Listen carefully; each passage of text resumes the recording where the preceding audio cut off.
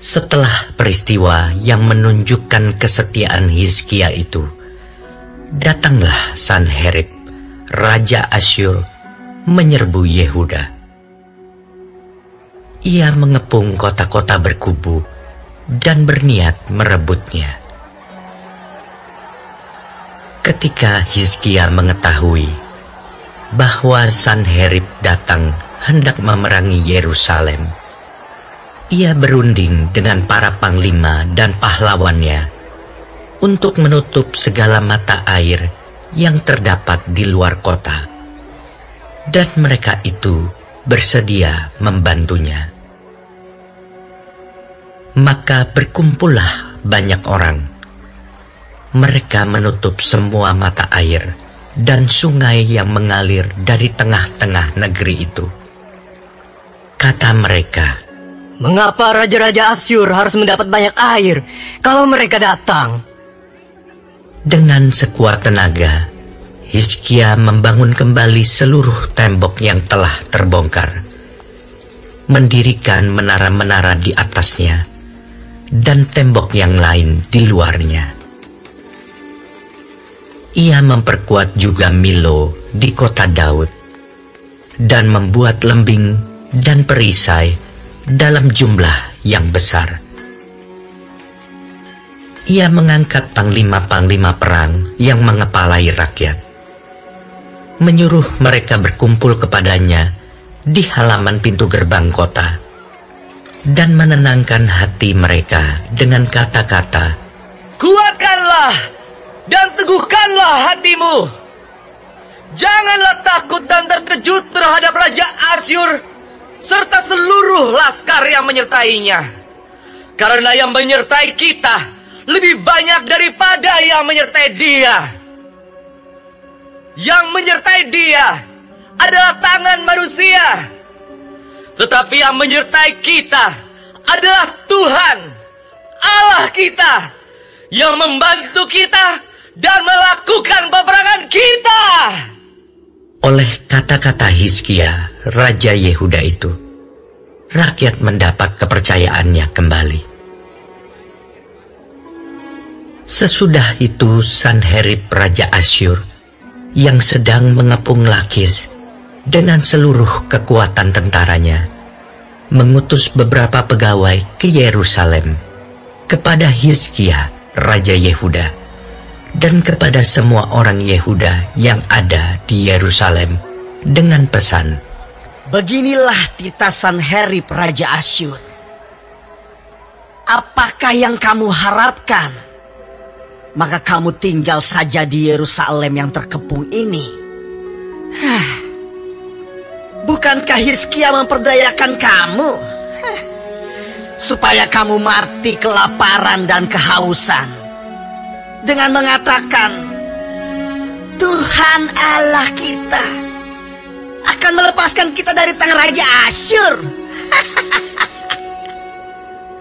Bukankah Hizkia ini yang menjauhkan segala bukit pengorbanan dan mesbah Tuhan itu, dan berkata kepada Yehuda dan Yerusalem, 'Hanya di depan satu mesbah kamu harus sujud menyembah dan membakar korban di atasnya'? Tidakkah kamu ketahui apa yang aku dan nenek moyangku lakukan terhadap semua bangsa negeri-negeri lain? Apakah para Allah bangsa-bangsa segala negeri itu pernah berhasil melepaskan negeri mereka dari tanganku? Siapa daripada semua Allah bangsa-bangsa yang sudah ditumpas nenek moyangku itu dapat melepaskan bangsanya dari tanganku? Masakan Allahmu dapat melepaskan kamu dari tanganku? Sekarang janganlah Hizkia memperdayakan dan membujuk kamu seperti ini. Janganlah percaya kepadanya, Karena tidak ada Allah dari bangsa atau kerajaan manapun yang dapat melepaskan bangsanya dari tanganku dan dari tangan nenek moyangku. Lebih-lebih lagi, Allahmu itu takkan dapat melepaskan kamu dari tanganku. Dan masih banyak lagi yang diucapkan pegawai-pegawai Sanherib itu menentang Tuhan Allah dan menentang Hizkia hambanya. Ia menulis juga surat yang penuh cela dan hujat terhadap Tuhan Allah Israel.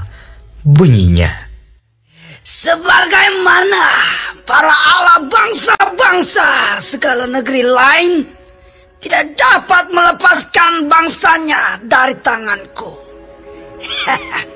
demikian pula Allah Hizkia takkan dapat melepaskan bangsanya dari tanganku.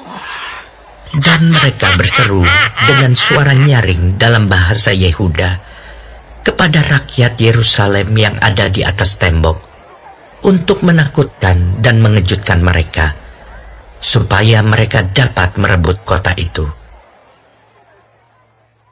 Mereka berbicara tentang Allah Yerusalem, seperti tentang para Allah bangsa-bangsa di dunia adalah buatan tangan manusia. Tetapi oleh karena itu, Raja Hizkia dan Nabi Yesaya bin Amos berdoa dan berseru kepada sorga. Lalu Tuhan mengirim malaikat yang melenyapkan semua pahlawan yang gagah perkasa, pemuka dan panglima yang ada di perkemahan Raja Asyur, sehingga ia kemalu-maluan kembali ke negerinya. Kemudian ia ditewaskan dengan pedang oleh anak-anak kandungnya sendiri ketika ia memasuki rumah Allahnya. Demikianlah Tuhan menyelamatkan Hizkia dan penduduk Yerusalem dari tangan Sanherib Raja Asyur dan dari tangan semua musuhnya. Dan ia mengaruniakan keamanan kepada mereka di segala penjuru. Banyak orang membawa persembahan ke Yerusalem untuk Tuhan dan barang-barang berharga untuk Hizkia, Raja Yehuda itu. Sejak itu, ia diagungkan oleh semua bangsa. Pada hari-hari itu, Hizkia jatuh sakit, sehingga hampir mati. Ia berdoa kepada Tuhan, dan Tuhan berfirman kepadanya dan memberikannya suatu tanda ajaib. Tetapi Hizkia tidak berterima kasih atas kebaikan yang ditunjukkan kepadanya, karena ia menjadi angkuh, sehingga ia dan Yehuda dan Yerusalem ditimpa murka. Tetapi ia sadar akan keangkuhannya itu dan merendahkan diri bersama-sama dengan penduduk Yerusalem, sehingga murka Tuhan tidak menimpa mereka pada zaman Hizkia. Hizkia mendapat kekayaan dan kemuliaan yang sangat besar. Ia membuat perbendaharaan-perbendaharaan untuk emas, perak, batu permata yang mahal-mahal, rempah-rempah, perisai-perisai, dan segala macam barang yang indah-indah. Juga tempat perbekalan untuk hasil gandum, untuk anggur dan minyak, dan kandang-kandang untuk berbagai jenis hewan besar, dan kandang-kandang untuk kawanan kambing domba. Ia mendirikan kota-kota, memperoleh banyak kambing domba dan lembu sapi, karena Allah mengaruniakan dia harta milik yang amat besar.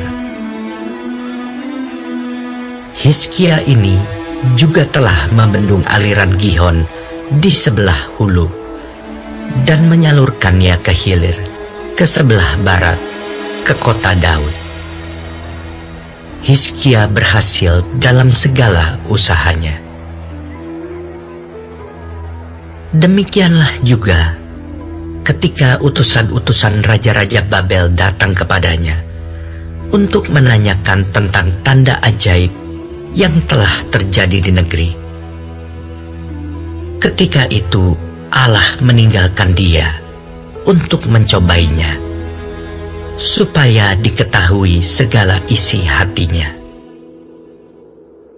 Selebihnya dari riwayat Hizkia dan perbuatan-perbuatannya yang setia, sesungguhnya semuanya itu tertulis dalam penglihatan Nabi Yesaya bin Amos, dalam kitab Raja-Raja Yehuda dan Israel. Kemudian Hizkia mendapat perhentian bersama-sama dengan nenek moyangnya, dan dikuburkan di pendakian ke pekuburan anak-anak Daud. Pada waktu kematiannya, seluruh Yehuda dan penduduk Yerusalem memberi penghormatan kepadanya. Maka Manasye anaknya menjadi raja menggantikan dia.